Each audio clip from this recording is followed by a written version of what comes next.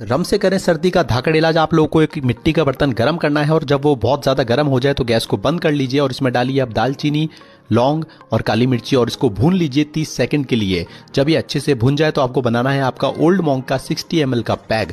और पैक बनाने के बाद इस मिट्टी के बर्तन को और डाल दीजिए आपके ग्लास के अंदर और उसको ढक दीजिए किसी स्टील प्लेट से, जिससे कि जितने भी सारे फ्लेवर्स हैं वो सब इसके अंदर अच्छे से मिक्स हो जाए। उसके बाद हमें इसके अंदर सिनेनम थोड़ा और ऐड करना है और 20 सेकंड के लिए इसको हम वापस ढक देंगे।